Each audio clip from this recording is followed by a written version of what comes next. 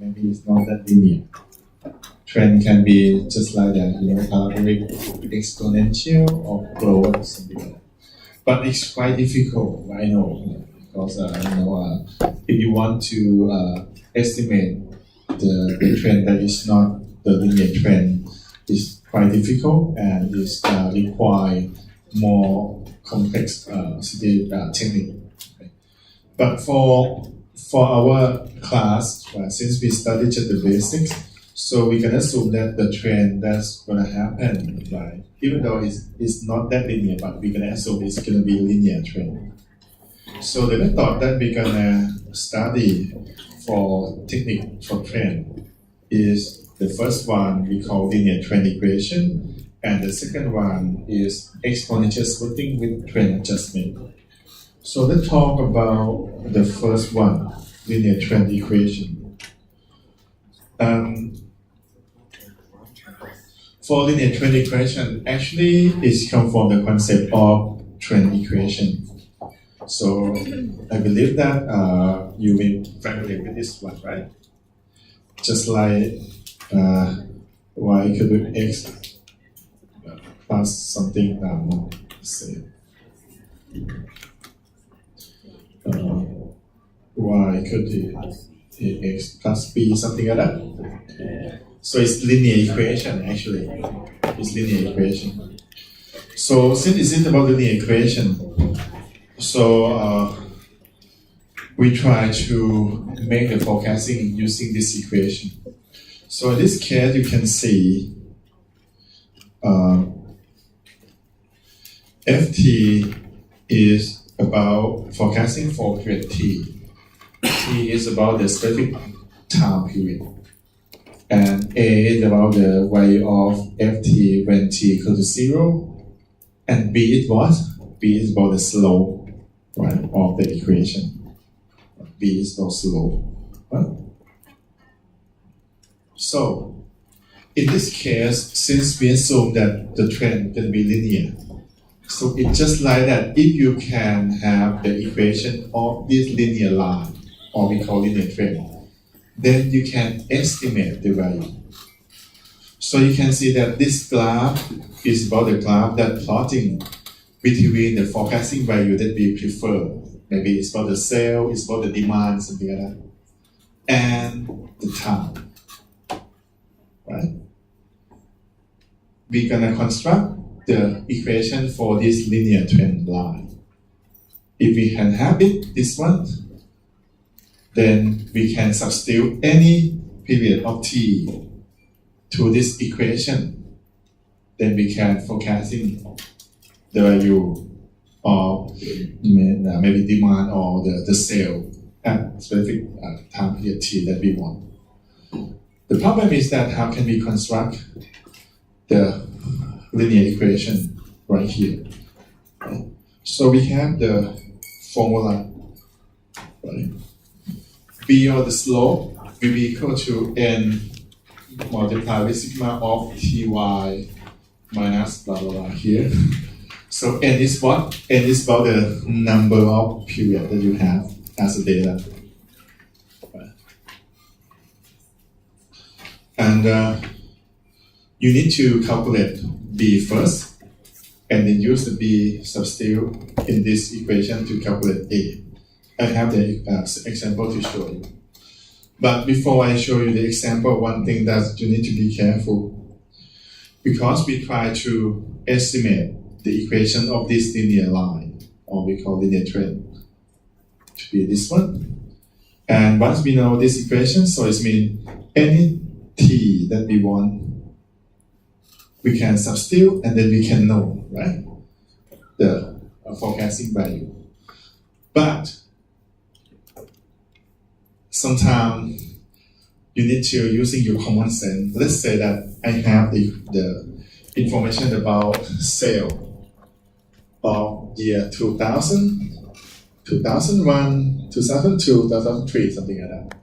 It doesn't mean that your x is going to be 2000, 2001, 2002, 2003, okay? You need to interpret something. You can let 2000 to be 1. So 2001 is equal to 2, something like that. 2003 is about to 3. Because if you're using 2001 to be the time period, when you using this equation, so you cannot calculate, right? A lot of number that is impossible, right? So we just imply and minimize is to be the period of 1, 2, 3, 4, 5, 6, something like that. So let's see about the example. It's quite easy. Let's say that I have the information about 5 weeks. Week number 1, number 2, number 3, number 4, number 5, or the sale. This is a sale for 5 weeks. First thing that you can see is about sale from week 1 until week 5 is quite increased. Right? So it shows about trend. Okay. So I'm going to using the linear trend equation to estimate the equation of this sale. Okay. So then I apply this formula B and A. For example, in this case, n is going to be equal to 5. N equal to 5 because we have 5 periods as information. So t squared, we're using this value squared. So 1 square we have 1, 2 square we have 4, then we have 9, 16, 25. Sigma t, you're going to have 1 plus 2 plus 3 plus 4 plus 5, you have 15. Sigma t square, so we have 15 square, we have 225. Sigma of t square, 1 plus 4 plus 9 plus 16 plus 25, you have 55. This is y, right? Sigma y, you're using 150 plus 157 plus 162 plus 166 and plus 177. You have 8 and 12. Ty, using t multiplied with y. So the first one, 1 multiplied with 150, you have 150. Second one, 2 multiplied with 157, you have 314, something like that. So sigma ty, 150 plus 314 plus 486 until 885, we have 2,499. So based on all the information that we calculate here, we substitute into the formula of B and A. N equal to 5 as I mentioned because we have 5 periods. So then we have B equal to 6.3. We substitute 6.3 into A. We calculate A equal to 143.5. So finally, this is the equation of that sale. Y or sale value equal to 143.5 plus 6.3 multiplied with 2. So it means that based on this, if you know t, any t, you substitute into this equation, you can getting y, right? So if I said that, okay, I would like to find the sale for week number 6, what we gonna do?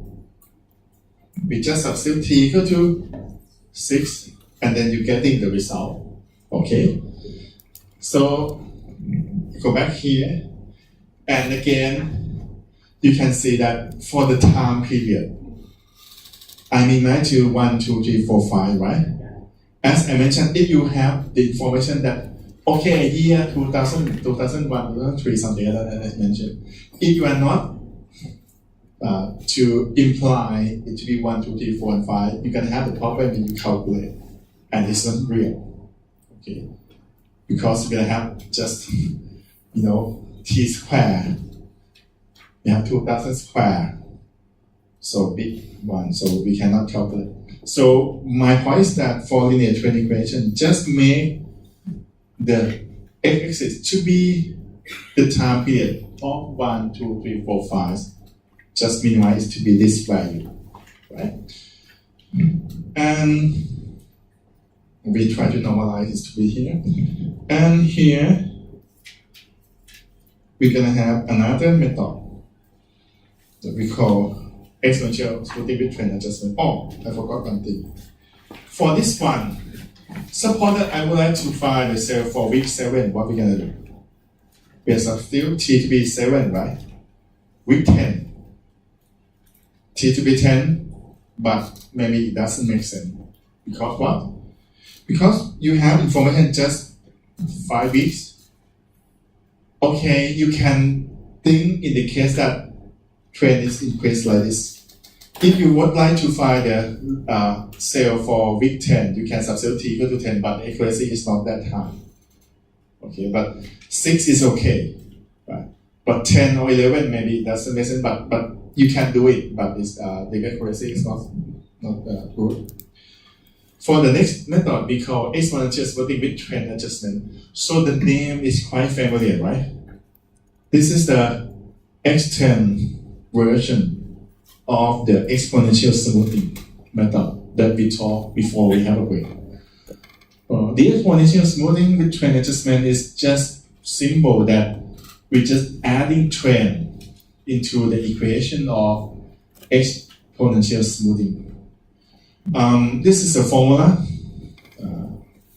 The first concept is that the exponential smoothing with trend adjustment is equal to the exponential smoothing forecast plus exponential smoothing with trend. Right. And the formula is like this. Don't worry. Alpha and beta is quite the same. That would be the percent feedback range from 0 to 1. One thing that you need to keep in mind, you need to have like the starting point again. Okay, so starting point you can have any value, but the next value when you apply this formula, you need to use this consecutively. I will show you later. Okay, so the concept to calculate is quite easy. That you calculate FT first, and then you calculate TT, and then make it combine, and then you can have the result of exponential smoothing with trend adjustment.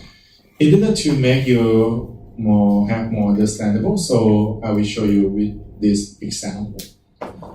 Okay, let's say that I have this information, month and actual demand. So at first, at the starting, I have the value of smoothing forecast 11 and smoothing trend is 2. So this value, exponential smoothing with trend adjustment, we just using smoothing forecast plus smoothing trend, then you have 13. So you might have the question that what is that number come from? In this case, I just give as an example that suppose this is my starting point. Okay, just like the example of the medical clinic, you remember that you're using the average of first 2 weeks, or you can using the naive or something like that. So just using have like the starting value. You can using any value that you use as starting. And then after that, when you have the starting one, the following period, you can apply the formula. For example, in this case, if I try to estimate,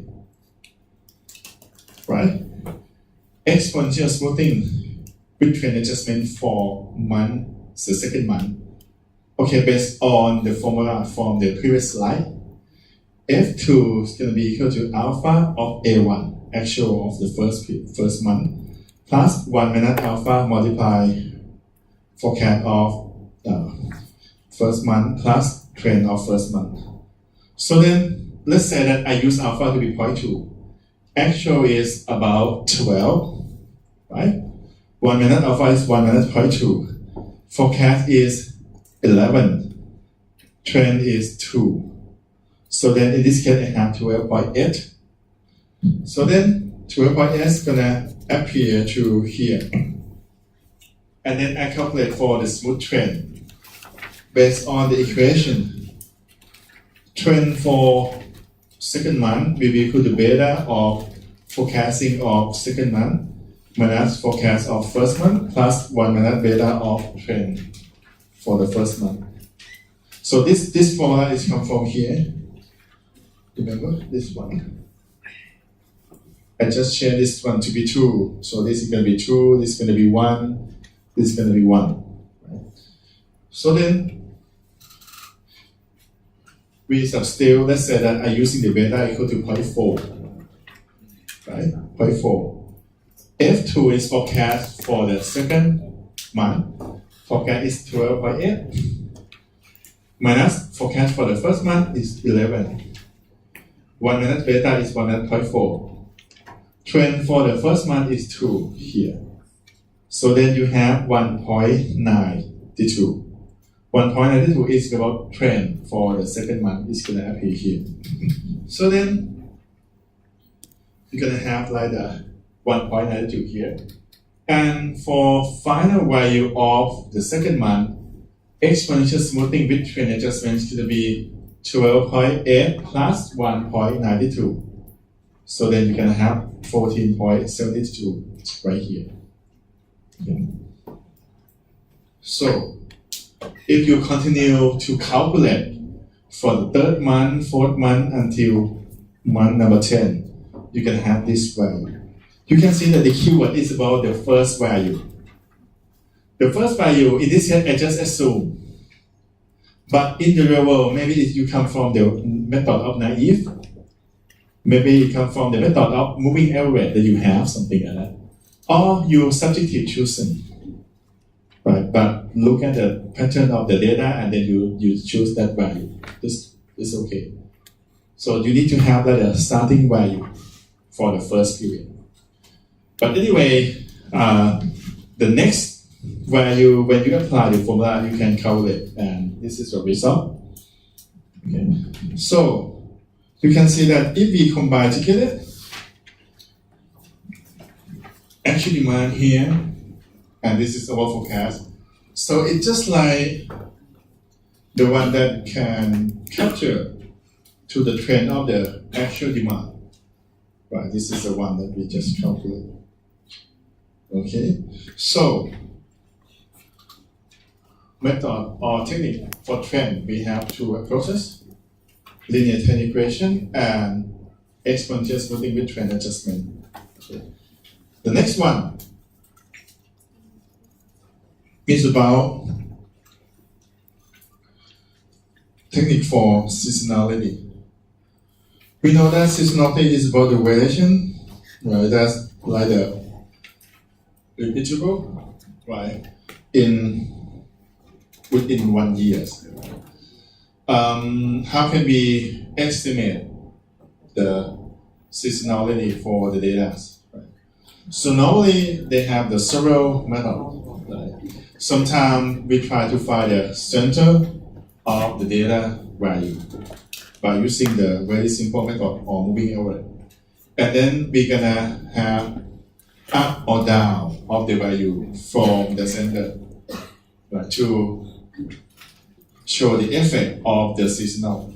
So in that way, we call that we try to find the seasonal relative, okay, or the percentage of the value compared to the center of the data. So in this case, the best way to take an effect of the seasonal variation is that we need to find the seasonal relative, or sometimes I call seasonal index.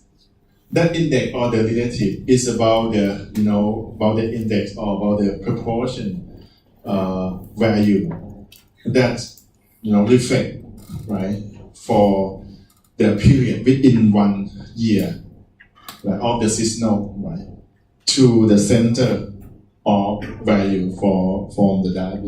Right. So we're gonna use this method, right, seasonal index or seasonal relative, to take the effect of the seasonality of the data. And how can we estimate that seasonal index or seasonal relative? Right. This is the step, right? I believe that it's not that difficult when you read it, but it would be better if I explain you based on the example that I'm going to show you in the next slide. Right? Just forget this one. Let's see the next slide. So let's say this is the information that I have. Right now, I have the information about the demand for 3 consecutive years. Right? 2003, 2004, 2005. The demand that they have is the monthly demand, right, from January to December. And based on this raw data of the demand, you can see something, right? That is have the same pattern for every years. Starting with around April, it's just like a little bit increased until August, and it's decreased something like that. So it shows that these 3 consecutive years, it's had a seasonal effect because it has the same pattern. So my duty now is try to estimate the seasonal index for each month. Once I have this seasonal index, no matter what the value of that year gonna be, right? If I can find the center value, right? I can use this index, right, to multiply of that value, and then it's gonna take the effect of the seasonality. For example, in this case, suppose that I know that, okay, this is a seasonality effect. I try to estimate the seasonal index. At first, I make an average of these 3 years demand. For example, January, I'm using the average of 80 plus 85 plus 105, all divided by 3, I have 90. Or for February, I'm using 70 plus 85 plus 85, all divided by 3, I have 80. I do the same way for each month. And then I do the average from all these 12 month average. I'm using 90 plus 80 plus 85 plus 100 plus 123 plus 115 plus 105 plus 100 plus 90 plus 80 plus 80 plus 80. All divided by 12, I have 94. So it means that the middle or the center value based on all the demand actually is equal to 94. Okay. And next, I'm going to try to find the seasonal index. You can see that the average monthly demand is 94. The average for each month is this column. We can see something, right? For example, on January, the average demand for January is 90, but when we compare to the center value of all demand is 94, it's quite a little bit lower. So then we can use,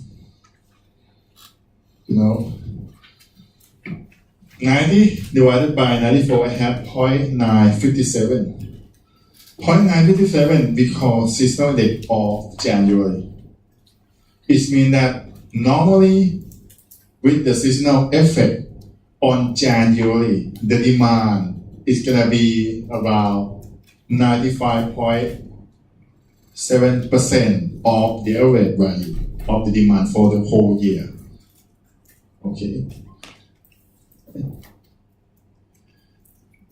How about the next of each month? We can do the same way. Right? For example, 0.851 is come from what? Using 80 divided by 94, we have 0.851. If I'm using 85 divided by 94, I have 0.904. For April, if I use 100 divided by 94, I have 1.064. For May, 133 divided by 94, I have 1.309. Finally, this is my seasonal rate for each month, and you can see something is a reflect to the pattern of seasonal, right? Because when you're comparing with one or the center value, you can see that we have starting with April, that the demand is more than the average for the whole year. April, May is 1 point something. It's more than the average value of that year. Right? Just like this one, right? Starting from April, May, June, July, like the higher value. And once we have this one, what happens next is very easy for us. Suppose that this suppose that I try to estimate the value of the demand for year 2006. Okay, listen carefully. I try to estimate for year 2006. I might using, I don't know which method, maybe I using linear trend or something, and I can estimate the annual demand of year 2006 equal to 1,200. This is, for this slide, I just show the value. But for real practice, it means that you need to calculate something based on all the methods you studied so far. And you have the value of annual demand equal to 1,200. Right? This is the total of year 2006. And you try to find the average of year 2006, so you divide it by 12, right? So you have 100, right? And then for each month, we're going to use seasonal index to multiply with the average of demand for year 2006. So then you're going to have the demand for each month that's different to the seasonal of each month.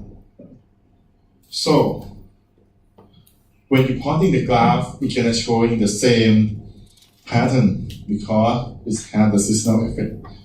So up to this point, my point is that we're starting separately.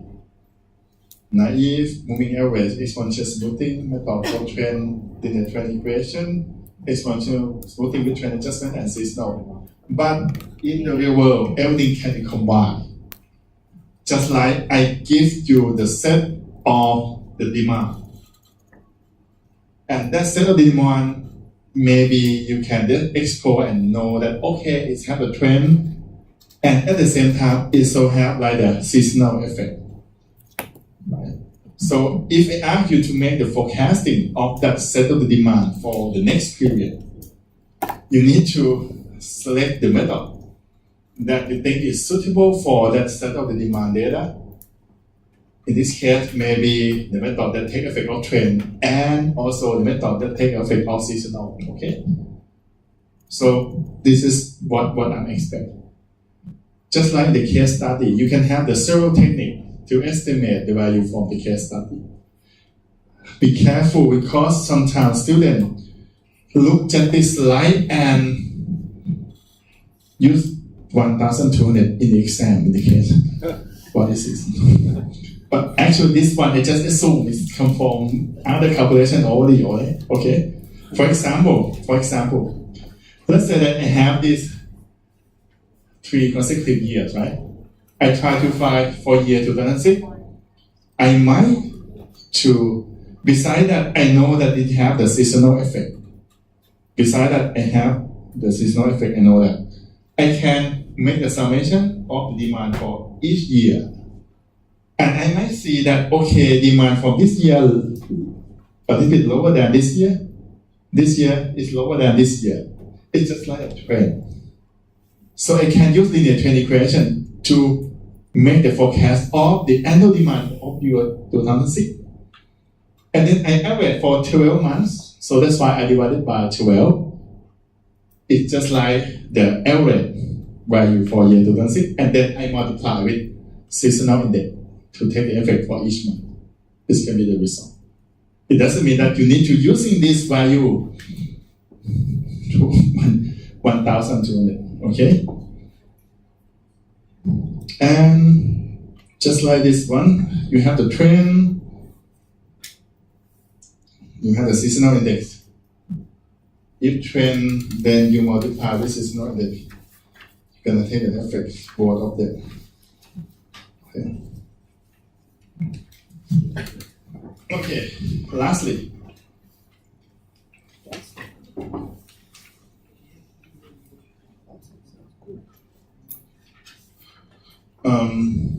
we're going to talk about an associative forecasting. This approach, as I mentioned, is about, you can think about the regression analysis.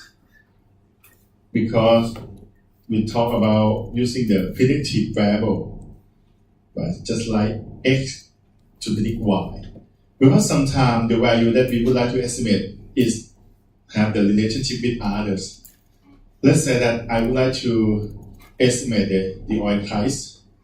Maybe it's related to the gold price or something, the interest rate or something, I don't know, something like that. So in that case, if you have like the information to set off the variable that have like the relationship together, you can using the variable that we call predictive variable to estimate the value of the variable that we want. So the simple method of assertive forecasting that I will introduce you is about the simple regression technique. Right? Both of the regression and the other method, let's say they can use the concept of this square line. So nothing much. It means that they try to minimize the sum of the square deviation of the line. My point is that just like this, suppose that I have two sets of information, let's say x and y. I know that x and y have the relationship, so I try to plotting x against y as a graph. Yes, x against y, I'm gonna have this red dot. Right. Concept of simple regression is that when I look at the relationship between x and y with the red dot, it seems like that they have the relationship. So then it means that we can construct linear line to express the relationship between x and y. But in this case, if I ask you guys to drawing the linear line to show the relationship between x and y, the red dot, you can draw the linear line as a million line. But they're going to be just one line. That when you measure about the distance between the dot that you plot, right, back to the line, and sum of the error here is minimum. This line we call the regression line. Okay, so you have x and y, they have a relationship together. We try to construct one linear line that to explain this relationship the best one. That linear line we call regression line, because that line is gonna have the small error distance square between the dot that we plot to the line minimum. Okay, and when we have this linear line as a regression line, it means that we're gonna know the equation just like linear equation, right? Very similar to the linear trend equation. Just change the axis from time to be other variable, just like x, something like that. This is the same equation as linear trend, remember? So, I mean, the formula is going to be the same that we use as in linear trend equation. Just change t to be x or another variable that we call predictive variables. Right? For example, let's say that I have these two sets of the data, local payroll and sale. For sure that if we have more payroll, should have gain more sale. So it seems like that it should have this relationship together. So I try to plotting the graph of these two set of the data. I have 6 pair of the data. Dot is not. I'm going to show you. We have this one, this one. มองไม่เห็นใช่ไหมแล้วกัน 6, okay, 6 already. We try to construct the line, right? That express the relationship, the best one. So that one is a regression line. So I need to construct, right, this equation, right? If I can find A and B, right, I can have the equation of that regression line. So then, right? So I using the same method of linear train equation. Remember that we have the sigma y, sigma x squared, sigma xy, something like that. The formula of A and B. This is the exactly same formula with the linear train equation. Just change the variable t to be x. But in this slide, I just change a little bit to show, right? Sigma x divided by n, I'm using x bar, something like that. But in the linear train equation slide, I didn't use x bar. I use sigma x divided by n, something like that. Or sigma t divided by n. N equal to 6 in this case because we have 6 pairs of the data. We're using the same way that we estimate A and B of linear train equation. So finally, I have this equation. Y equal to 1.75 plus 0.25x. So we can imply that cell equal to 1.25 plus 0.25 parallel. Remember that it is a linear, right? So if I want to know what the cell from any parallel, I can substitute the parallel value and then I can get in the cell, right? But one thing that different from linear train equation, because in linear train equation, just like I mentioned at first time, x is this time. When you have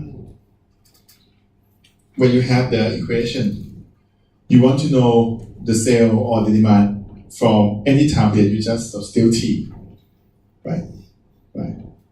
Because linear trend, we expect the trend is gonna pretend just like this. But for the regression,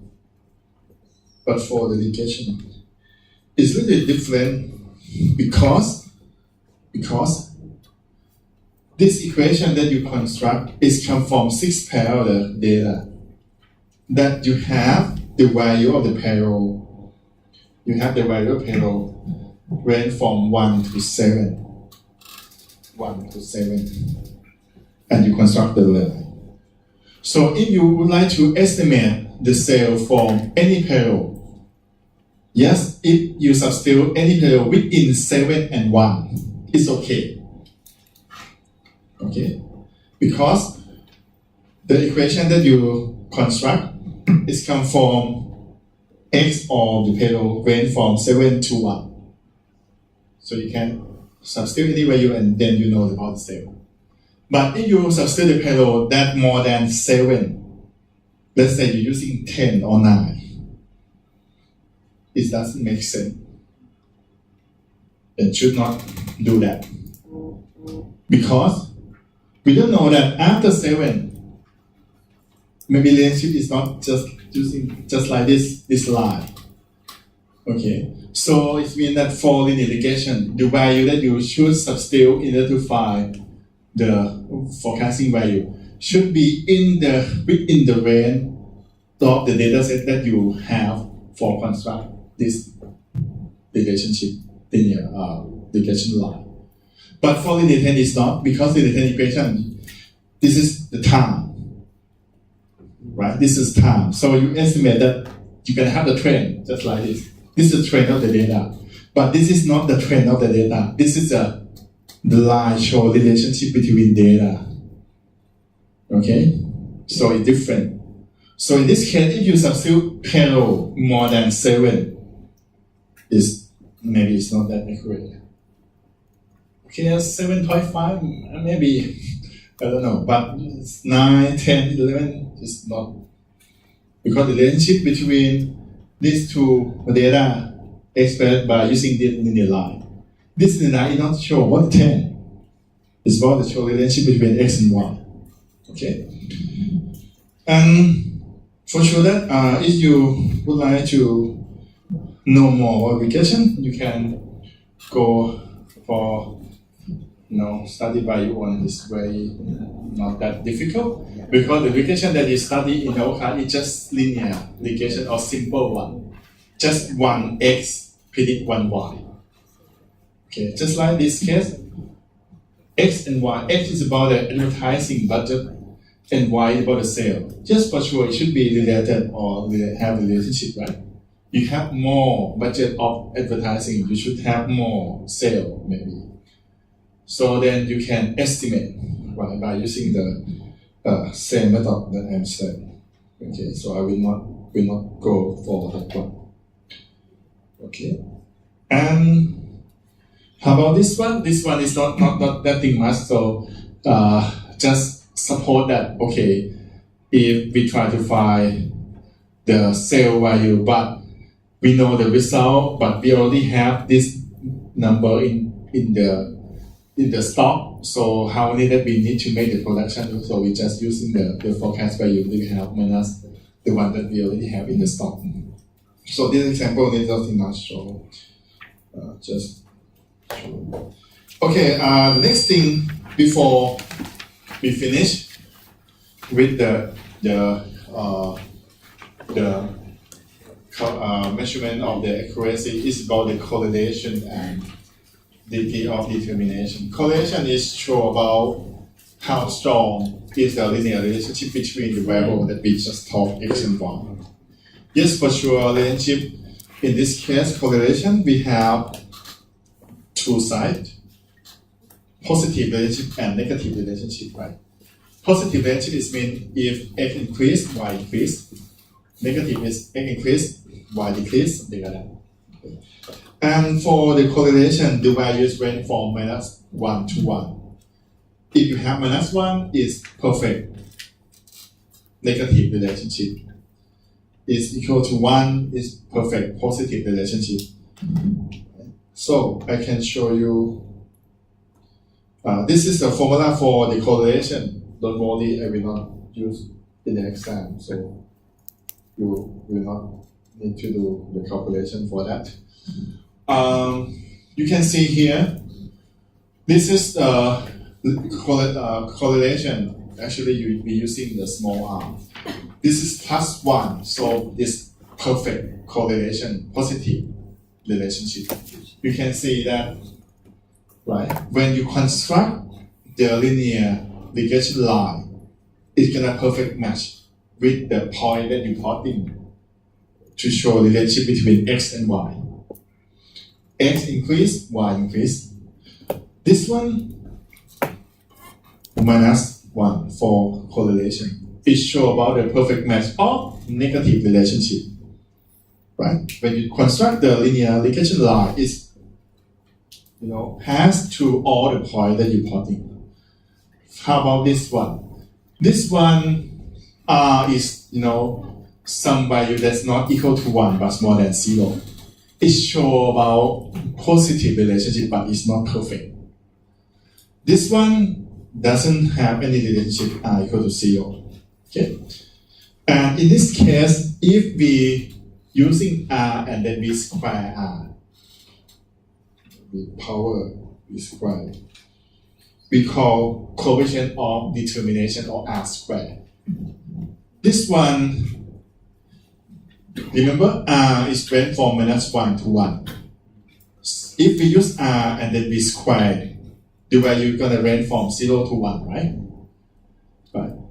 What is this value tell us about?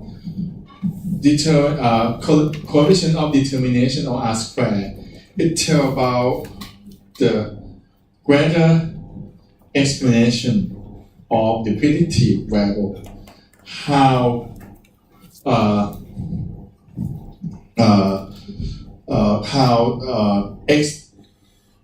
good, how well of x gonna use to estimate y.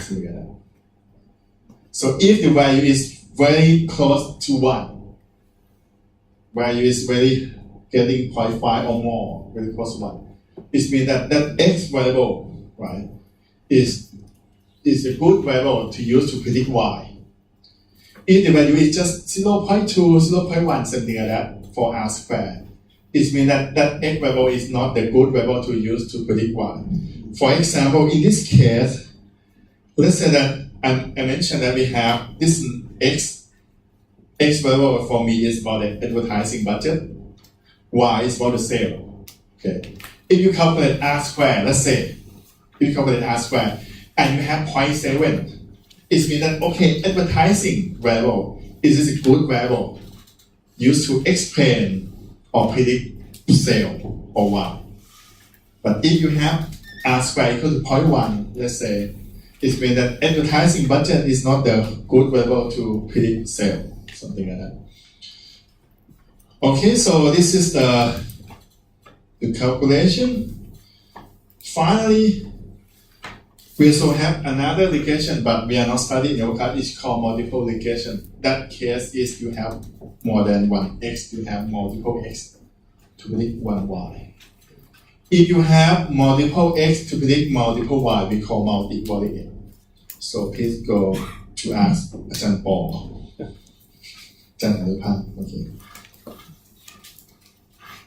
So if I try to make a comparison between three time horizon of short term, medium term, and the long term, you can see that the decision area, as I mentioned earlier for the class today, long term is much more involved about the big decision of commitment, of huge investment of the system, something like the location or the facility, something like that. And the method that we usually use is not the quantitative, right?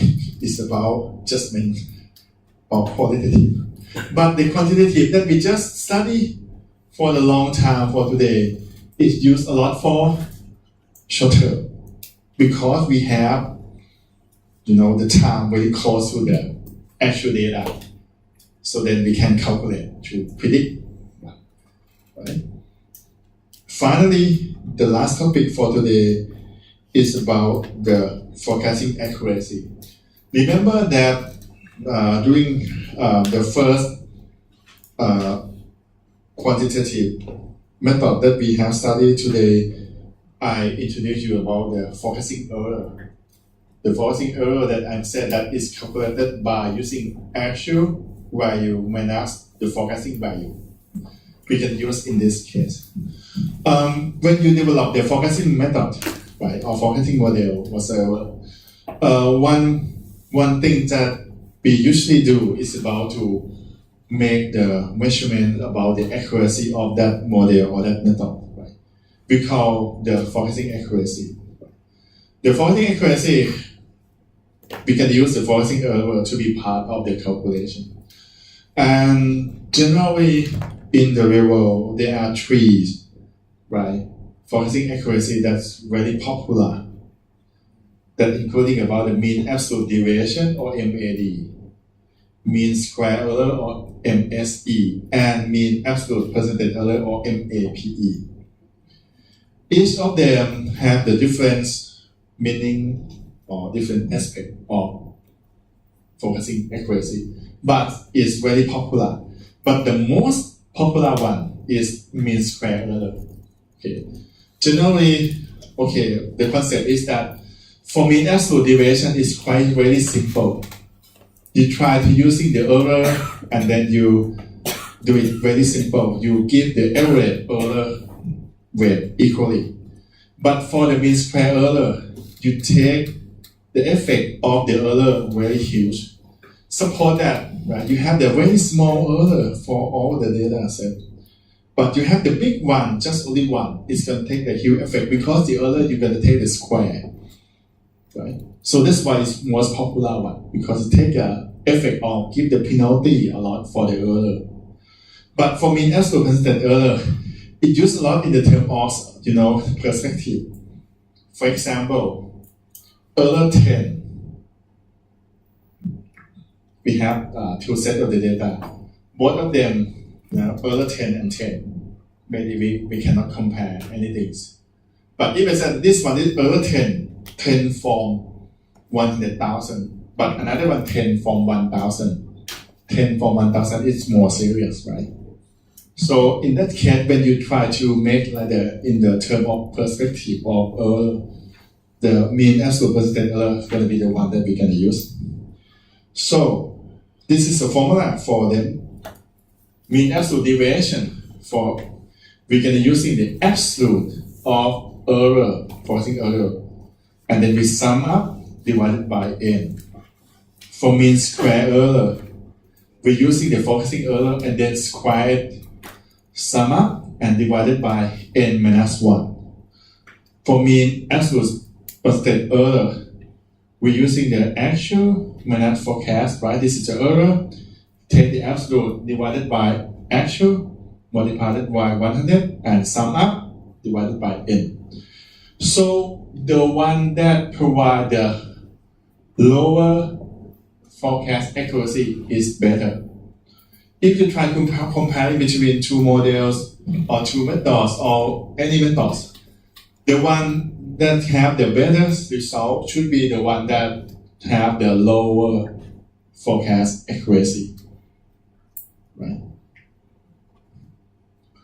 And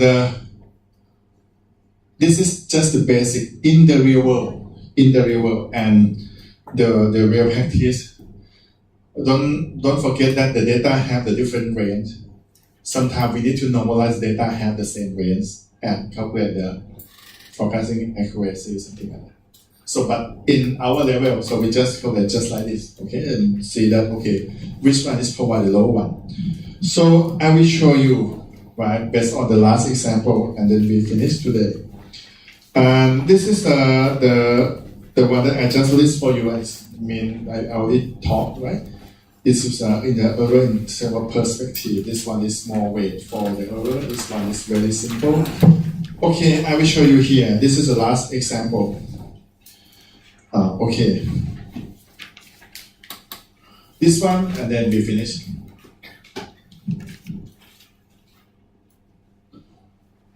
I have the data 8 period. This is the actual one. And I'm using, I don't know which method, but I calculate the forecasting value. I have this one, okay? Maybe it's come from exponential smoothing or moving rate or whatsoever. I have the value of forecast right here. Suppose that I would like to calculate mean absolute deviation, mean square error, and mean percentage error. How can we do? I calculate forecasting error, right? Actual minus forecast. I have 217 minus 215, I have 2. 213 minus 216, I have minus 3, right? So this one is forecasting error, right? Mean absolute deviation from the formula. Mean absolute deviation. We're using forecasting error, and then we take the absolute. Sum up divided by n. So then in this case, if I try to find the mean absolute deviation from forecasting error, then I take the absolute to the forecasting error. I have this column, right? Take the absolute, so this one minus 1 will be the positive one, okay? And then we sum up, right? So I have 2 plus 3 plus 1 plus 4 plus 2 plus 5 plus 1 plus 4. I have 22. And then I divided by n. N is equal to 8. So I use 22 divided by 8. I'm going to have 2.75. This is the mean absolute deviation for this set of the actual forecasting value. How about the mean square error? Remember, mean square error? We're using the forecasting error and then we square. Sum up divided by n minus 1. So then in this case, this is forecasting error, right? We take square root. We take the square. So we have this value. Right? So like 2 squared is 4, minus 3 squared is 9, something like that. And we sum up. 4 plus 9 plus 1 plus 16 plus 4 plus 25 plus 1 plus 16, we have 76. And then divided by n minus 1 should be 7, right? 36 divided by 7, you have 10.86. You can see here, same set of the data, but when you calculate forecast accuracy, means square error, you have more error. That's why it's more popular. Because using the error square, right, you take effect of error, right, a lot. And how about the mean absolute constant error? Again, using actual method forecast, take absolute divided by actual, multiply it by 100, and then sum up divided by n. So in this case, error take absolute, right? And then we divided by actual, multiply by 100. So 0.92 here is come from 2, right? Divided by actual is 217. Multiply with 100. So you're going to have 200 divided by 217. So that's why you have 0.92. 1.41 is come from what? Come from 3 divided by 213. Right? Multiply with 100. So it's like 300 divided by 213. We have 1.41. We do the same for every period. Then we sum up 0.92 plus 1.41 plus blah blah until 1.89. We have 10.26. And then all divided by n. 10.26 divided by 8, you're going to have 1.28. So this is the way to calculate forecast accuracy. So if I ask you to, I have the set of the data, I ask you to estimate by using the first method and the second method. And I ask you that which method is better. You need to using some forecast accuracy to show comparison. The method that better should be the method that have the lowest or lower forecast accuracy. Right? Forecast means that this value or forecast accuracy value here. The lower one is good one. Right? Don't confuse with the name here. My point forecast accuracy is about, this 3 value. Okay. This 3 name error. Okay. You should have lowest or lower this 3 error. Right. And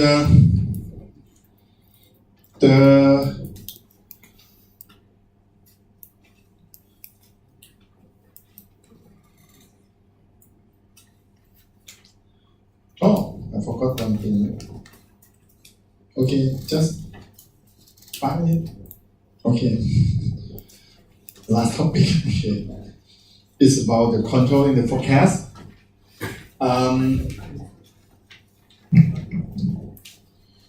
Okay, I will talk about this on the quality control as well. It's the same concept. Sometimes when you make the forecasting, and how can we make sure that the method or the way that we making the forecast is under the control? So we can use by the concept of control chart by setting up the upper and lower control limit, okay, and plotting some error. So if that plotting error is still within the range of upper and lower, we say that is forecasting still in control. But this is outside the range of the upper or lower control limit. We call this out of the control.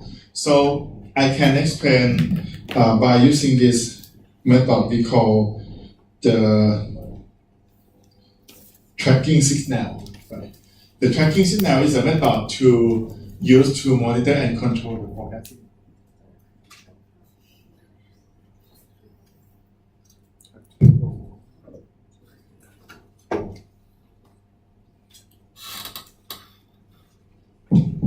The tracking signal is a method that we should use for monitor and controlling the forecast. Right? It's measure how well the forecast is with the actual value. Right? So it's use the concept of control chart. So in plotting, right, of some of the forecast error to mean absolute deviation, and see that this is within the range of control limit or not. Okay. So you can see it's plotting sum of forecast error to mean absolute deviation. So it means it's plotting against time. So I will show you here.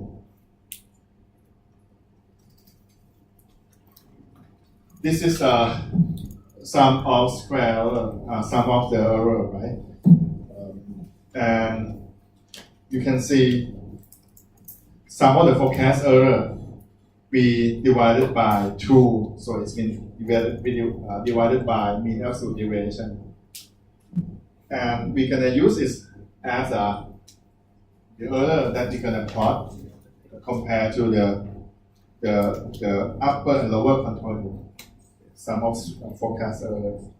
For example, here, sum of square error, run of sum of square error, sum of forecasting error is calculated by using the actual demand in period I minus forecasting demand in period I, and then you sum it, and divide it by MAD of that period. So you might confuse about what this is, right? So it's better I show you on the example and also this slide. We can talk right now about how can we control about the forecasting. This is a concept that I said is similar to the control chart. We're going to have the upper control limit and also lower control limit. We can plot run of sum forecasting error to mean absolute deviation. So once we plotting, if it's still within the upper and lower control limit, it means that we are still in control of the forecast. But if it's outside the control limit, it means that we have some problem. We need to adjust or you need to change or improve the method of your forecasting. Normally the range of the upper and the lower control limit, we're using positive and negative fold. So I will show you for the calculation. It's very easy. Okay, look at this. Just follow me period by period. First period or first quarter, actual demand is 90 and forecast 100. So the error is actual minus forecast, right? I have minus 10. Okay, minus 10. So the sum of error is going to be minus 10 because I have just only one period. So then I try to calculate mean absolute deviation. Remember, mean absolute deviation is about the forecast error and we take absolute. Sum up divided by n. So then we take absolute of the errors, we have 10. Sum up, we have only one, so it's this value, right? And then divided by n is equal to 1, right? So that's why mean absolute deviation is about 10. Then we go to the second quarter. Actually, it's 95. We forecast 100. Error is actual minus forecast. We have minus 5. But sum of forecast error now is changed to minus 15. Because the first one we minus 10. And then for the second week, we have another minus 5. So cumulative is minus 15. Okay? This one, 15. And how about mean absolute deviation? Absolute of the error, absolute of minus 5, we have 5, right? And then we sum up, remember? So then we use 10 plus 5, we have 15. And then divided by 2, right? Because now we have 2 periods. So then we have 7.5. For the third quarter, actually 115. Forecast is 100. Error is actual minus forecast, we have 15, is positive. How about the sum of forecast error? At the end of second quarter, we have minus 15. For the third quarter, we have positive 15. So when we make the cumulative, it's have 0. How about mean absolute deviation at third quarter? We take the absolute of error, we still have 15. Then we sum up, remember? So we sum 10 plus 5 plus 15, we have 30. Then 30 divided by 3 period, right? So we have 10. So we do the same way until we have the order 6. And then we calculate. Remember? We're using run-off sum of forecasting error divided MAD. So then in this case, after we calculate MAD and sum of forecast error, then we're using this one. Using this one divided by this one. So minus 10 divided by 10, you have minus 1 for the first order. Minus 15 divided by 7.5, you have minus 2. 0 divided by 10, you have 0. Minus 10 divided by 10, you have minus 1. 5 divided by 11, you have something, 0.5 something. And plus 35 divided by 14.2, we have around positive 2.5. And you can say this is the point that you're going to plot. Right? 1 minus 1 positive 2.5, something like that. And as I mentioned that upper and lower, normally we using the criteria allow positive and negative 4, right? And every value here, there is no value that's more than 4, or no value that's less than minus 4. So meaning in this case, all the value is still in the control limit. So we call this is under the control. Okay. So this is a packing signal. And we can use it for monitor and controlling. And lastly, this is the factor that you should consider, right? Which one you can use? It depends on the statistical data.